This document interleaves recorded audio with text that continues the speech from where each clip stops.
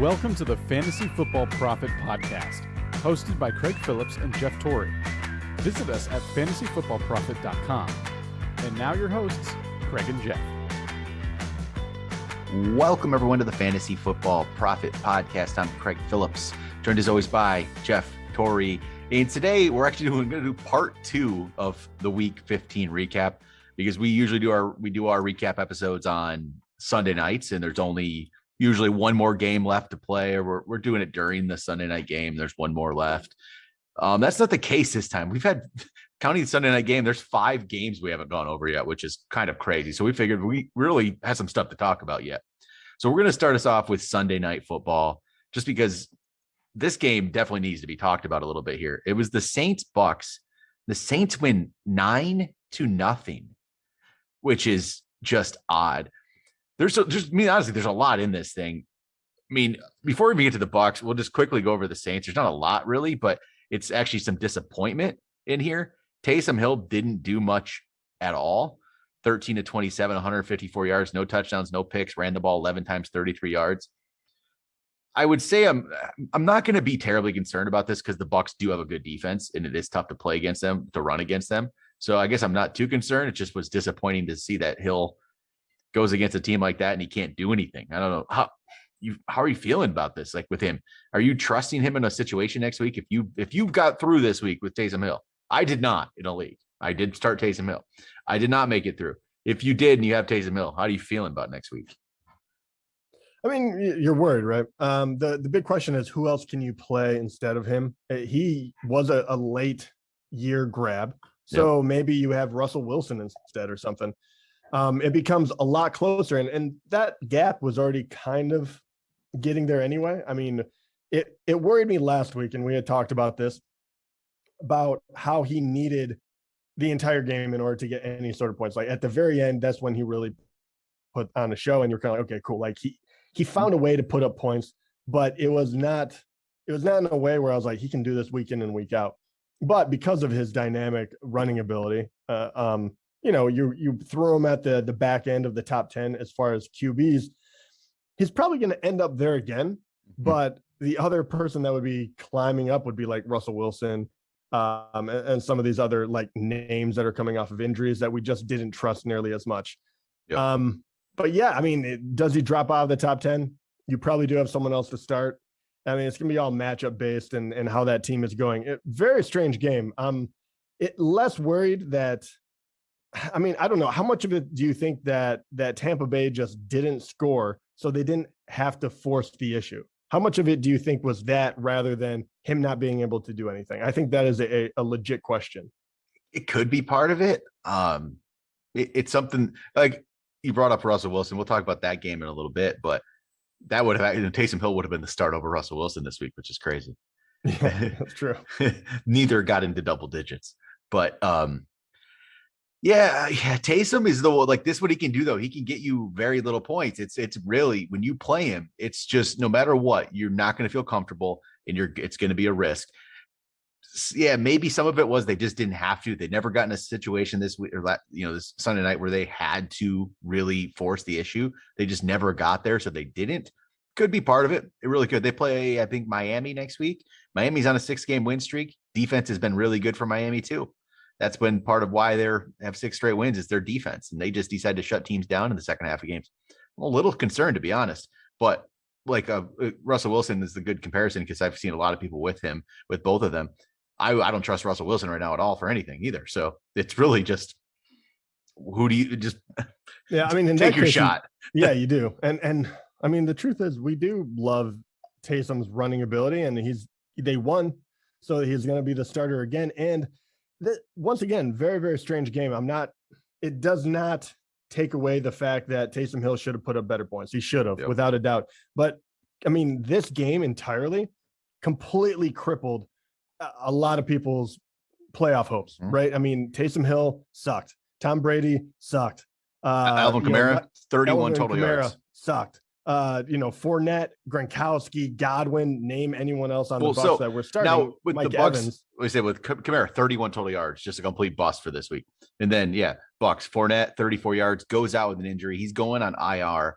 He should be back for the playoffs, but he's done for the fantasy playoffs. He's done. It's over. They just signed Le'Veon Bell. So it's over for Fournette. That's disappointing. And it's over for Chris Godwin too. Over right? for Chris Godwin, ACL. ACL. Evans was hurt as well. He didn't return to that game. We don't know So the status. So I'll say that's what with Antonio Brown next week. We were talking about him and we were laughing. Yeah. And they're like, "Do you think they'll cut him?" And we were both like, "I don't think you can in the land of COVID." And guess what? He's about to get a pass. Like you're about to be like, "I don't care what you did. You win for us and all is forgiven." And that's exactly what is going to happen. I have a feeling. I have a feeling we're not going to see Mike Evans next week. They're playing Carolina. Their schedule is fine though for the last 3 games for them to make the playoffs. That's why they're probably just like whatever. They play Carolina, the Jets, and then Carolina again. That's their final 3 games. So you're going to get some Antonio Brown next week, and Antonio Brown's going to be a good play. So yeah, he's maybe a big start. Which let's hope if as long as I did the numbers correctly in my head, we should have made the semifinals in the Scott Fish Bowl. And Antonio Brown is one of those guys we had, and you're just pulling out your hair. If he comes back, it'll be the perfect time because we have to rank number 1 out of the 10 guys left in the conference. So I don't know. I mean, it'd be good for us. Strange year, and strange things continue to happen as we have had a Tuesday night game now, and we'll get to all those. But is there anything other than Taysom Hill? Is there anything that you take away from this as far as is there anything else you can take away from it? Because injuries really decimated it. Do you think that losing Godwin, and if Mike Evans can't go, does that put Tom Brady in a place where you would rather start a backup if you had one? Would you rather start Taysom? Maybe. I don't know. I see. If I'm not going to be Brian starts, as long as he has one of those guys and Gronk, you're right. I still like Brady. I'm still good with Brady. If he doesn't have Antonio Brown, then you're kind of like, oh, that's close. He'll have Antonio Brown. I'm going to be okay with starting him. Another player to look at if waiver wire. It's just, man, this year is just this. I mean, it's probably like this most years, but it's just, man, everything is just injuries. COVID is just killing this end of season. Now, Ronald Jones, he's a big pickup for you. Like, go pick up Ronald Jones. It's just a crazy end of the year. But all right, how about let's skip down. Let's go to the Monday night games. We had 2 Monday night games, which is crazy. 2 Monday night games, 2 Tuesday night games. Let's go Raiders Browns. None of these games are scoring points either. This was just a rough week with scoring. This one, Raiders win 16-14 on a last second field goal. Not much offense in this one again. Man, I'm telling you, I think the NFL made a mistake at adding an extra game. The football's getting worse at the end of the year. Yeah, I was gonna say, who wants to watch shitty football? It's bad. It's been bad. Like, it just has not been good football. So Raiders win 16-14. Carr threw for 236, touchdown, a pick. Josh Jacobs, 15 carries, 52 yards. That's about what he does. Zay Jones led the way with 6 for 67. Foster Moreau, 7 for 65. Brian Edwards caught a touch. Think about this. Freaking gambling, man. So I had Brian Edwards in a parlay. You had to have over 9.5 yards, right? Over 9.5. That's all he needed. But think about this. He caught an 8-yard pass, and he caught like a 5-yard touchdown. He caught an 8-yard pass, caught a 5-yard touchdown, and he still ends up with 8 yards because he must have been -5 on the other one. That's too fun, man. Oh, too funny. Rough. But Raiders, just not much here. Even Hunter Renfrow, who's been solid, we've been liking what we've seen from Hunter Renfrow, only 3 for 32 in this one. Just the way this game went, not much there. Yeah, and then both of these teams are 500 now. I don't know what happened to Cleveland. Well, Cleveland in this one starting their 3rd stringer. Yeah, Nick Mullins was in there. But still, you have Nick Chubb. You think that this would be heavily favor the Browns. You can ground and pound. Nick Chubb had a good game, 23 carries for 91 yards and a touchdown, 1 catch for 2 yards on top of that. They just, this team has not been able to get the passing game going, and it's really hurting them, even though they're very efficient as far as rushing the ball. Donovan Peoples-Jones, 4 for 48, led the way. Harrison Bryant caught the lone touchdown. So, what can you do with it? Nah, it's just ugly. Man, this team one time, it was Odell Beckham, Jarvis Landry. This Nick Chubb, Kareem Hunt, Baker Mayfield, and now we're having Nick Mullins and Donovan Peoples-Jones. So, yeah, I know. Let's talk about some more ugly football. Vikings Bears, the other Monday night game, 17-9 Vikings. This is an ugly week, man. 17-9 Vikings. Kirk Cousins wins the game with 87 yards passing. He did throw for 2 touchdowns. He had 2 touchdowns, 87 yards. 12 for 24, 87 yards, 2 touchdowns. Touchdowns went to Justin Jefferson and Smith Marset there. Jefferson was 4 for 47. Cook, 28 carries. They had the lead and they didn't have to throw the ball. That's what happened. They ran the ball 28 times with Dalvin Cook, and he has 89 yards off those 28 carries. Only 3.2 yards per carry. He caught 2 balls for 2 yards. So he had 91 total yards. It's not a great day, but you know what? It's fine. It's not fine. It's just you wish you had a touchdown or 2. It's just that's a lot of volume, but only 91 yards out of it. So that part's disappointing.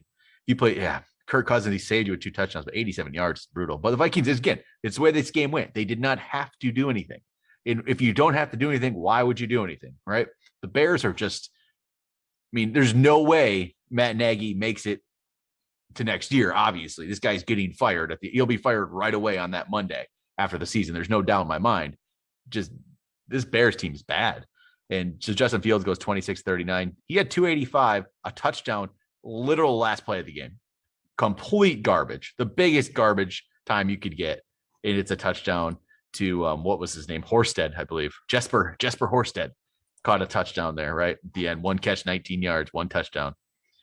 David Montgomery, 18 carries, 60 yards. Cole Kmet, 6 for 71, led the way. Darnell Mooney, 5 for 63. Yeah, just an ugly game. Ugly. Yeah, it was, man. It's such a weird time to play playoffs because it is feast or famine. So many of these games were so bad that not only are you get decimated and you could know that you're out of it, but also to watch these games and you're kind of like, I just at least, man, let me like get a little bit enjoyment out of it. Nothing. Like you're not coming anywhere close. So if you had the wrong players in for this week, you will lose. And it was like the worst watching experience as well. It was really, really bad. So it's just a good thing that I didn't even make the playoffs in our main league because it was. Yeah, pull this up. I actually set a lineup. I just set an actual lineup. I put actual guys in there that I would have played, and I ended up with 51 points. That's too good. It was. I had to play Justin. I put Justin Fields in because I didn't have quarterback, but Najee Harris 2.6, Stevenson 4, McLaurin 5.1, Pittman 0.7, Evans 1.4, Gronk 2.9, Penny 4.4. Just ugly. All right. 2 games tonight. Seahawks, Rams win 20-10. Just again, no offense really here for the most part. A little bit of offense, but not a lot of offense. Rams get the win. Stafford 21-29, 244, 2 touchdowns, a pick. So solid game for him. I guess the one player who just continues to produce, it's just Cooper Kupp. The dude is ridiculous. It doesn't matter what happens. 9 for 136 and 2 touchdowns. So this stat just came through. I got a notification on my phone here from ESPN. This is PPR scoring, but Cooper Kupp has 23.7 more points than any other wide receiver in history through 14 games in PPR. Wow. It is the best. It's the most points through 14 games in the history of the NFL in PPR scoring. Just insane. What is he doing? He just set the Rams record today for most receptions in a season. Beat Isaac Bruce's record when he has holy cow. Yeah. He just passed Isaac Bruce, and you know how good those offenses were. Oh, unbelievable. Greatest show on turf. Man, Cooper Kupp is just he's ridiculous. Yeah. It's crazy. He's otherworldly this year. And man, him and Stafford are going to be really, really fun to watch. Yeah, I think the surprising one in here was the fact that no one else did anything. No, was phenomenal. But Van Jefferson has been doing well. Yeah. He was only 2 for 23. Yeah, Odell was 1 for 7, and that was like a first drive right away, and then nothing after that. And to be fair, once again, they, and it wasn't like they were leading the whole way. What was it, 3-3 going into halftime? So and then like they were pulling back. Seahawks took a 10-3 lead, I believe, after half. I believe they scored first and took the lead. But yeah, Yeah. And Sony Michel actually had the most carries. That's the interesting part here too. Obviously, I don't know if Darrell Henderson isn't quite all the way back, but he did have 6 carries for 23 yards. But Sony Michel had 18 for 92. Yep. What does that worry you at all? So I can't remember where I saw this. I swear I saw this earlier today. Was something about Sean McVay saying he has 2 RB1s, in Sony Michel and Darrell Henderson. That's what's going to happen. I think you're going to see Henderson's coming back from COVID, so you can see him getting eased into it. But I can 100% see them just using Sony Michel, Darrell Henderson, complete split. Kind of like they started that with Gurley and CJ Anderson, if you remember a few years back, when all of a sudden the first signs of Gurley, like that Gurley was on a downtrend. We didn't know it at the time, but all of a sudden CJ Anderson's being used. That was going into the Super Bowl, right? They like to use 2 backs if they can. I think they're gonna keep using it. You'll see more from Henderson, but I was gonna say I think that when the going gets tough, I do think that Henderson, once he's fully back, he will be the go-to guy. But I do think it's smart right now. You're trying to put together, they're 10-4. You're trying to put together a team that can go all the way, right? And everyone has seen what can happen with an injury or COVID or whatever. So Why not get Sony Michel the snaps in order to make sure he's ready when his number has to be called? I mean, it's got to be the same way. I'm kind of surprised about the passing game, other than Cooper Kupp, because no Robert Woods. You think that Odell was starting to track in the right direction. He was. I'm waiting for a bigger game out of him. Mm-hmm. Cooper Kupp's just too good. He is. He's unbelievable right now. Seattle side of things, Russell Wilson has been very bad since he's come back from this injury. It is not the same Russell Wilson. I mean, he had 25.2 last week, so it's fine, but 4.24 points today. And he's just not played well. He just hasn't. 17 to 31, 156, no touchdowns and a pick today. Ugly day for him. DJ Dallas had the touchdown, 8 carries, 41. Rashad Penny was 11 for 39. DK Metcalf 6 for 52. And there was 2 balls that were deep throws to him that Russell Wilson just didn't get enough on it, because it wasn't off by a lot, not by a lot, but enough where Jalen Ramsey got fingers on it twice and stopped big plays. DK on the second one late, it really was possible touchdown. He had him beat. And Russell it wasn't off by a lot. That's the thing. It's not like that's the NFL. You don't have to be like completely just terrible. He's just slightly off, and it's a tip ball instead of a touchdown. And that could be part of coming back from the finger injury. That could be part of that. So just could have been big there, but it's not. An ugly day for Seattle. All right. One last game, the other Monday night game, or the Tuesday night game tonight, was Eagles versus Washington. Washington down to, what do you call it? Their 4th string quarterback, if you actually want to call it that, because it's Ryan Fitzpatrick, then Taylor Heineke, then Kyle Allen, now Garrett Gilbert, their 4th stringer today. Garrett Gilbert gets the start. Eagles there behind Hurts. Hurts was 20 for 26, 296, a touchdown, a pick, but he ran 2 in, which is what you expect from Jalen Hurts. But how about Miles Sanders? 18 carries, 131 yards. Yeah, he's finally starting to look like himself. The only downside was like, oh man, I wish he would get the rushing touchdowns that Hurts does. But he is starting to look more like himself. Thank goodness. He's had a few games that I've been very impressed with his running style, his running ability. We always knew he had it in him, but was he going to be the primary guy? And even during this, look, he had 18 carries, but Jordan Howard had 15, and neither of them did. Jordan Howard did fine too, 15 for 69, which is 4.5 yards per carry. Yeah. But Miles Sanders just had, a couple longer ones. Sanders has been good since he's come back from injury. He really has been. Today's 18 for 131. The last game was 24 carries, 120 yards, 9 for 64 before that. Not a lot of volume, but that's 7.1 yards per carry. And then the first game he came back from injury, 16 carries, 94 yards. He's been, even yards per carry, he's been 5.9, 7.1, 5.0, 7.3 since he came back. The only problem is, again, no touchdowns. Jalen Hurts gets those. That's the downside, but I really like what I've seen from Miles Sanders. It's been very good. And then how about Dallas Goedert? 7 catches, 135. He is the main weapon for Hurts. And that's just a big day there for Goddard. Yeah, that's huge, especially in the PPR.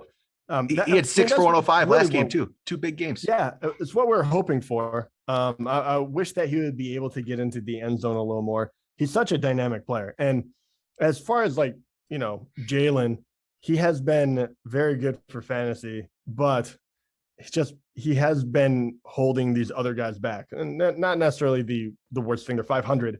But I wish Goddard would get in the end zone a little more. Miles Sanders, when he's healthy, anyone running the ball, you wish that they would get the touchdowns instead of Jalen. But it's been an interesting year for Philadelphia. Yep. It'll be very interesting to see where they go from here. But right now, going into playoffs, if you held with Goddard, which that was a big proponent of, I do think that you're finally reaping the rewards for me. Yep, because definitely.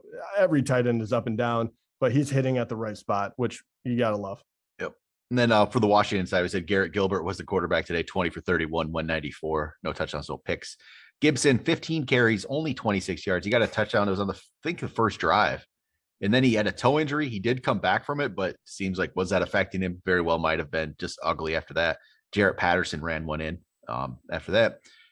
Terry McLaurin led the team in yards with 51, but only off 2 catches. Gibson did have the most catches with 6 for 39. But what do you expect? You're a 4th string quarterback. But all you can do. But not the greatest of football, I would say. That's for sure.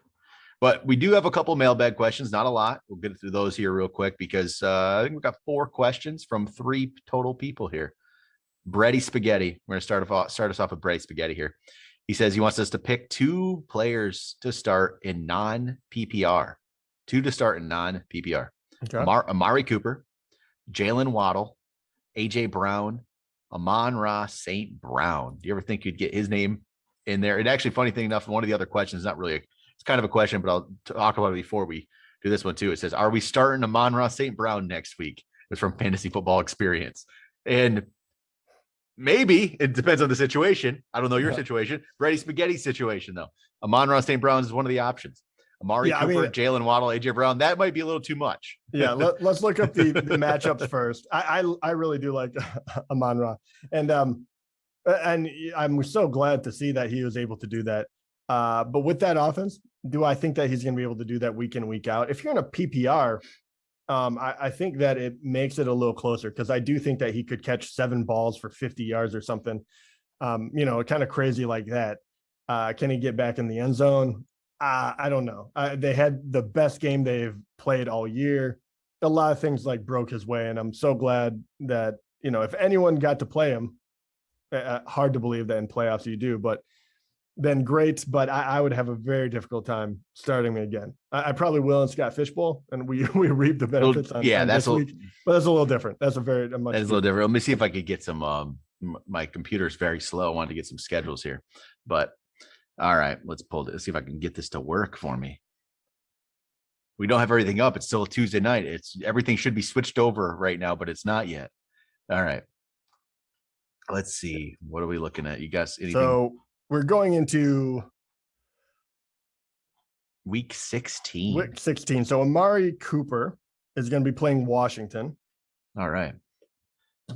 He has Washington this week. That's nothing. That's not scary, but Amari Cooper hasn't been so incredibly up and down. Yeah, he really has been. I just have such a hard time trusting. I will say this. I think I'm starting Jalen Waddle coming back from COVID. I think I'm starting Jalen Waddle no matter what this upcoming week. So Jalen Waddle is playing against the Saints at New Orleans. I mean, they just shut down Tampa, but I don't know what that is. I think I'm okay. So he's playing against the Saints. It could be tough. St. Brown's playing at Atlanta. I mean, good matchup, man. It was a hard push. All right, and then there was one more, right? AJ Brown. AJ Brown. What is AJ Brown's status here? That's a good question, isn't it? Yeah, they're playing San Francisco. So I'm pulling up some AJ Brown news. I'm going to see. I mean, he's been on IR. All right. So they said he was going to take part in walkthrough today during Tuesday's practice with the aim of getting some speed during the week before determining his status, because they play Thursday night. That's right. They play Thursday. I can't see it. I don't think you'll know before the rest of this happens, right? So you'll know if AJ Brown is starting or not, if he's playing or not. If he's playing, we'll know it before you have to make the decision. So you're not going to hold off. To me, it would be Jalen Waddle, and man, Amon-Ra St. Brown doesn't seem too terrible. I know he really does. I mean, do you trust Amari Cooper at all here? I don't trust AJ Brown though. I'm telling you, I don't trust AJ Brown coming off this injury, and I don't trust Amari Cooper at all. I think you're rolling the dice no matter what. So I think you play Jalen Waddle coming off COVID. None of this is great. Yeah, I think I do like Waddle the most, unbelievably. He's been consistent. He's been very good. I'm really trying to look at the Amon-Ra St. Brown to see what exactly maybe we could really expect from him. I think you probably have to go with Amari Cooper. And I think you're right. Is it going to be his double-digit guy, or is it going to be 2 points? I don't know, but I think I would rather go with that just because. Yeah. I think the smart move is Waddle and Cooper. St. Brown, though, if you want to get risky, but AJ Brown too. That's the thing. If he plays Thursday, man, I don't know. If AJ Brown's playing, I might play Brown and Waddle. The way they're talking right now and coming off of the IR, I even if he does play, I would have a very hard time on Thursday because I guess that's a good thing. If you hear really good news about him, then you have that option. If he was playing after those guys, there's no way I would do it. True. All right. Yeah. It's a tough. I'm telling you, this isn't an easy choice whatsoever. This is actually a tough one for sure. So, all right. It's just a little random tidbit that just came through my phone again. That was Miles Sanders' career high in rushing tonight, 131 yards.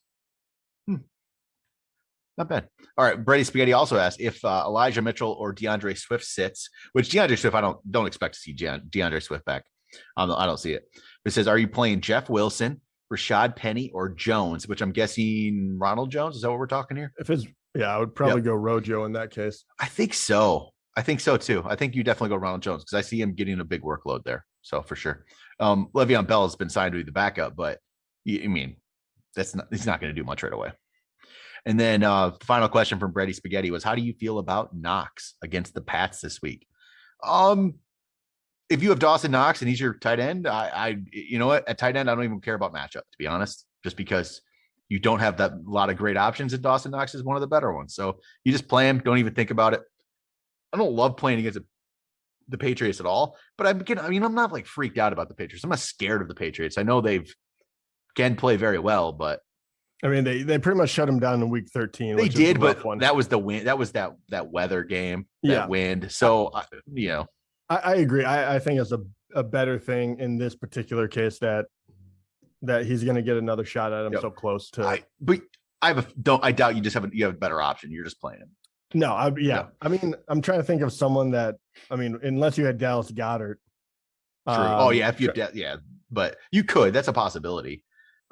There's not a lot of guys that you'd play over him though, Goddard, and then obviously the other ones, the actual.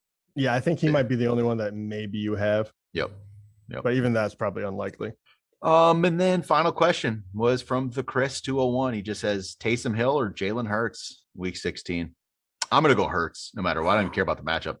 Yeah, I would go Hurts as well. I think you're pretty much playing the same type of player, and Jalen has just been better. Yeah, I 100% agree. But all right, there we go. That's it for this week. With Christmas coming up, this will be our only episode. We're going to come back next week with we'll do a little week 16 recap, and then we're going to start getting you into 2022 after that with the next episodes next week. We did some rankings already, but we'll do some quarterback ranks, tight end ranks. And then we'll do another week of some breakouts, busts, all that kind of good stuff for 2022 before we take a little hiatus for a couple months, wind down from the crazy football season. Man, the end of the year really beats you down, doesn't it? COVID, injuries, man. Craig Reynolds is one of the best running backs in the league now, apparently, for the Lions. Like, where'd this come from? Like, all this craziness. Man, we got fourth string quarterbacks starting everywhere. The NFL is a brutal game. And COVID hasn't helped. No, man, you got to fight your way through it. Yeah, it's rough, but you can't plan for it, but that's why you have to have a well-rounded team, I guess. Hey, I'm going for a title next week in the Dynasty League that we are in. We've talked about in the past. Jeff's won the title in that a few times. 3 out of the last 5. I'm going for actually my first title in that league. And I have injuries everywhere. It is wonderful. So I don't know if you remember this, Jeff. I used to have one of the best receiving cores in the league in this one. My receivers were insane. Next week, get ready to roll out Devontae Parker, Darnell Mooney, and maybe DJ Moore. There we go. That's what I'm gonna. My God. So I've lost Michael Thomas for the entire year. I lost Calvin Ridley. I just lost Chris Godwin last week. Now, Tyreek Hill has COVID. Will he come back or not? That's a big story for me. Will Tyreek Hill come back? I already lost DeAndre Swift at running back earlier. Elijah Mitchell's been hurt for me. Lamar Jackson's been hurt for me. But you know what? I am going for a title. Yeah, how in the world did you make it to the title game? I'm going for a title. They're playing for you, coach. You know I'm going for a title? Because John's an idiot. That's why I'm going for a title. He traded me Jonathan Taylor. Yeah, that guy. John, you're a moron. Traded me Jonathan Taylor. You traded me Jonathan Taylor for draft picks. What? So you can maybe, if you're if you hit the lottery, you get a Jonathan Taylor? Yeah, I know. We talk about it. Feels like we talk about every time. He is probably, unless something crazy happens, he is going to win our main league. But in the Dynasty League, he traded draft picks for Jonathan Taylor. And I gave him 3 first-round picks for his number 1 overall to get Najee Harris. So if I don't give him the number 1 overall, you can't replace that. I don't even care how many times you have to do it. He wasn't in a rebuild mode. He had all these players and he traded them away. I don't know. Feels good going for that title. I got a chance. Yeah, I'll be rooting for you. All right. We'll keep it within the Prophet family. There we go. All right. That'll do it for today. Talk to you guys next time.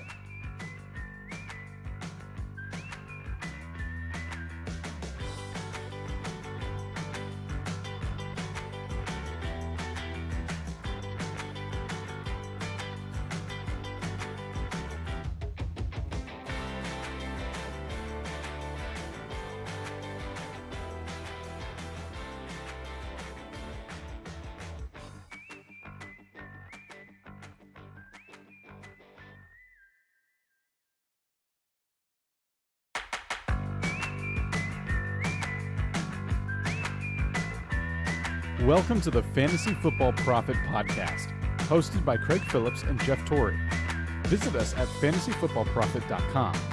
And now your hosts, Craig and Jeff. Welcome, everyone, to the Fantasy Football Prophet Podcast. I'm Craig Phillips, joined as always by Jeff Torrey. And today we're actually going to do part 2 of the Week 15 recap, because we usually do our recap episodes on Sunday nights, and there's only usually one more game left to play, or we're doing it during the Sunday night game. There's one more left. That's not the case this time. We've had, counting the Sunday night game, there's 5 games we haven't gone over yet, which is kind of crazy. So we figured we really had some stuff to talk about yet. So we're going to start us off with Sunday night football, just because this game definitely needs to be talked about a little bit here. It was the Saints-Bucks. The Saints win 9-0, which is just odd. Honestly, there's a lot in this thing. I mean, before we even get to the Bucks, we'll just quickly go over the Saints. There's not a lot really, but it's actually some disappointment in here. Taysom Hill didn't do much at all. 13-27, 154 yards, no touchdowns, no picks, ran the ball 11 times, 33 yards. I would say I'm not going to be terribly concerned about this, because the Bucks do have a good defense, and it is tough to play against them, to run against them.